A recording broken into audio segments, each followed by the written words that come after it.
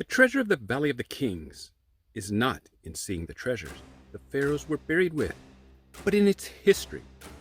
It is amazing how a country with over 90% desert is one of the oldest civilizations, if not the oldest civilization on Earth. Egypt's Valley of the Kings is one of the most famous archaeological sites in the world, but its history begins long before its construction. Everyone is aware of the pyramids in Egypt, but do you know why the pyramids were built? Do you really know why?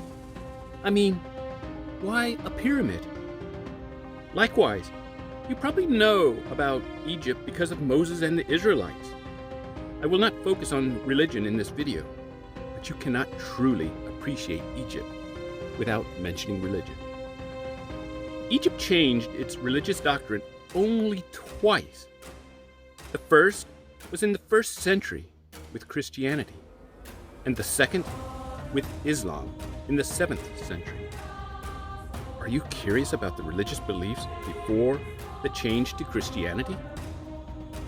To understand religion before Christianity, we need to discuss the Nile River and the ancient Egyptian religion. The Egyptians' religion during this time was based on having multiple gods, or polytheism. The Nile River, the world's longest river, at 4,258 miles, flows from south to north through eastern Africa and was critical to the development of ancient Egypt.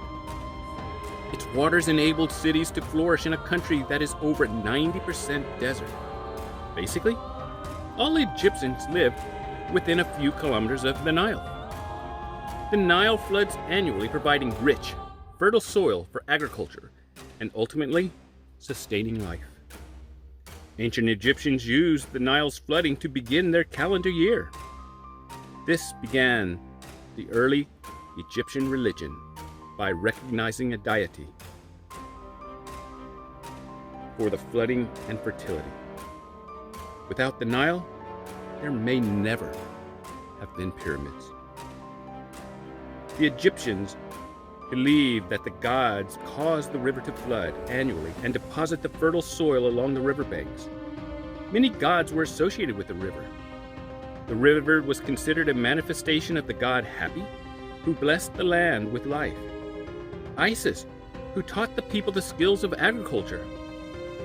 Osiris, as the lord of the earth, who was killed by his brother, but resurrected and later became the supreme judge of the souls of the dead by weighing the heart of the soul in the balances to decide who is granted eternal life. The last part obviously plays a role in the tombs and pyramid of the afterlife. The Nile River divides Luxor into 2 parts, the East Bank and the West Bank. The West Bank of Luxor contains one of the largest archaeological sites in the world, such as the Valley of the Kings, with its astounding number of tombs. This is where the ancient Egyptians buried the dead, since the sun sets on the West Bank.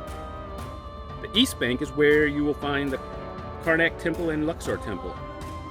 It is where most Egyptians live and work.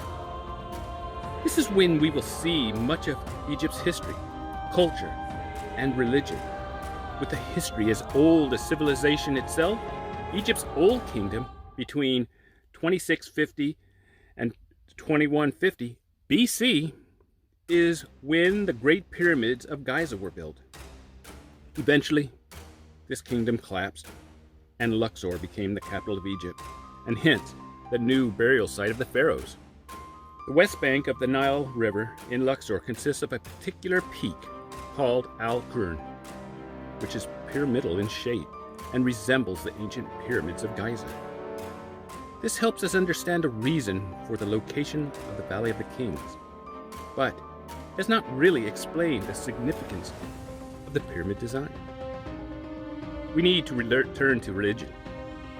Egypt's first religion, to understand ancient Egyptians' beliefs that during the creation of earth, land in the shape of a pyramid rose from the oceans as well as the sun.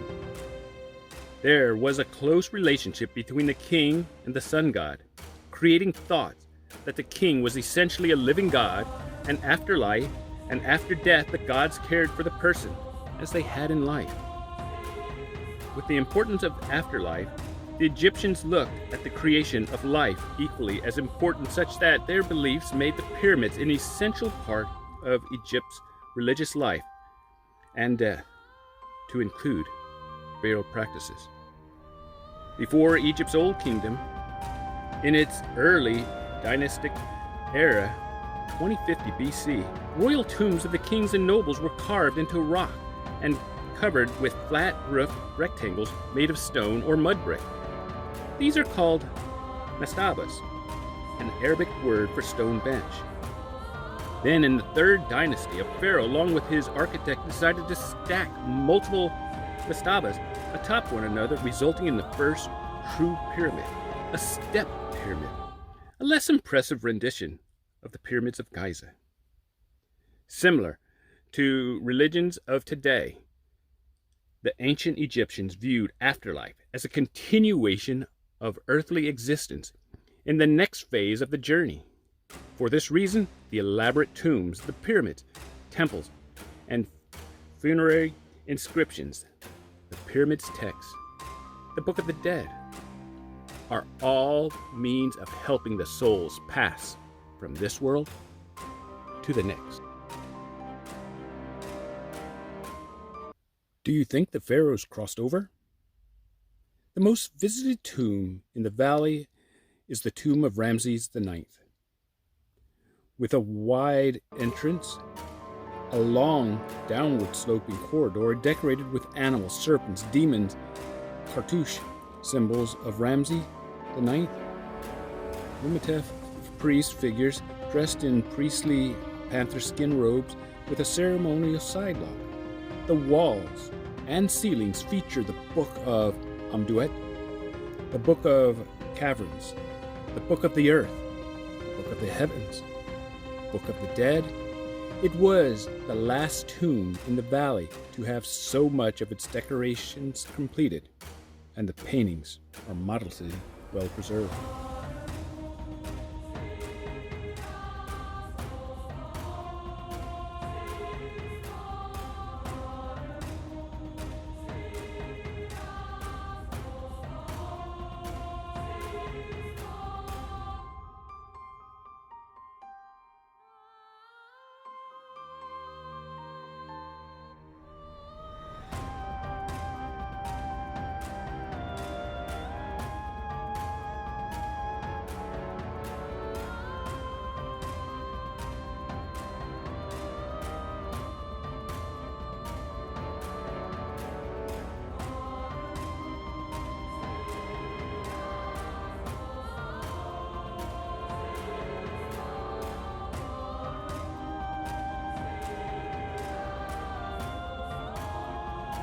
Ramses II lived longer than 12 of his sons, so it was his 13th son, Merneptah, who succeeded him, the second largest tomb in the valley.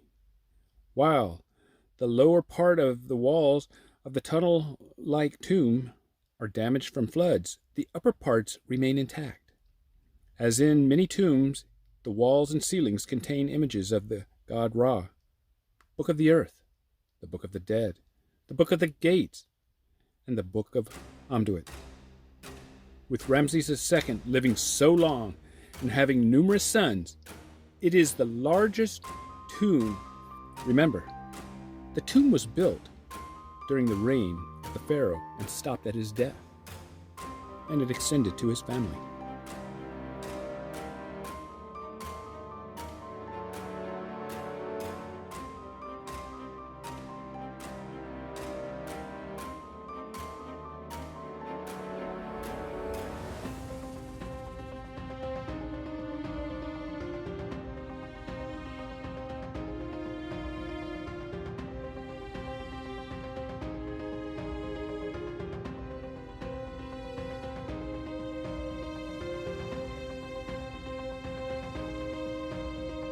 Ramses III, the last of Egypt's warrior Pharaohs has one of the longest tombs in the Valley of the Kings and the same traditions of the afterlife drawings on the walls and ceilings.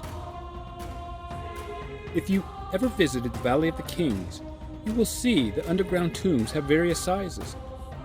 This is not based on popularity or importance, but the life of the living pharaoh.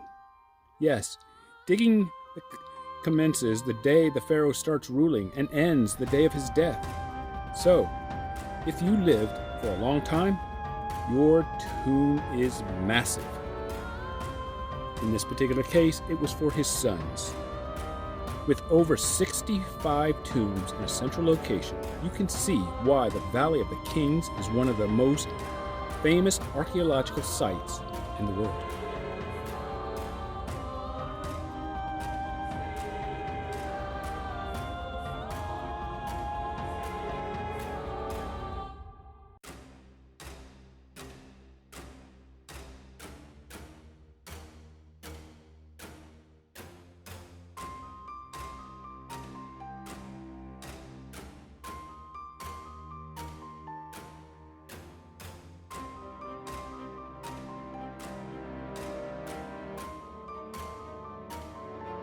The Temple of Hatshepsut is located near the Valley of the Kings, and it was built for Hatshepsut, who was the second confirmed female pharaoh of Egypt, ruling for nearly 20 years during the 13th century.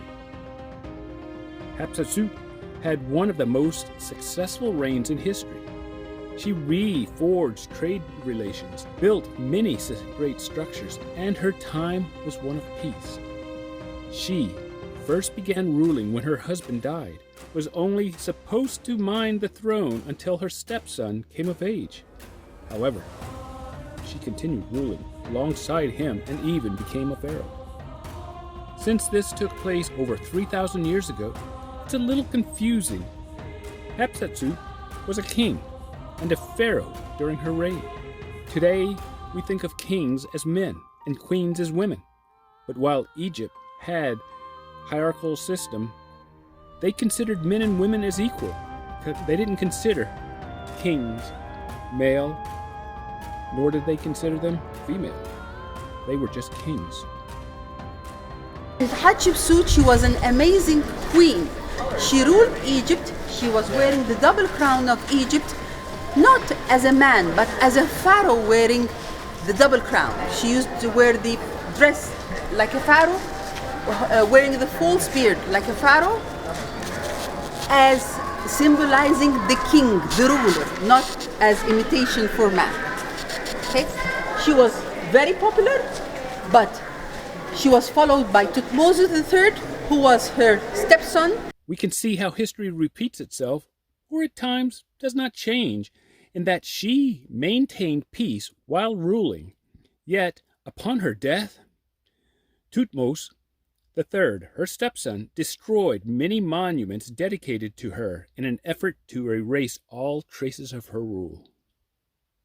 The two imposing statues are the entrance to Amenhotep III's temple, which no longer exists due to earthquakes, floods, and scavenging older monuments and buildings as resource material for new structures. The statues depict the seated king, Amenhotep III, on a throne adorned with imagery of his mother, his wife, and the god Hapi. Egypt was a civilization before its time, full of ingenuity, equality, and religious practices. We have since learned that their religious practices are mythology. It is impressive how this eventually gave rise to Christianity and then Islam. Next time I will discuss the Luxor and Karnak temples.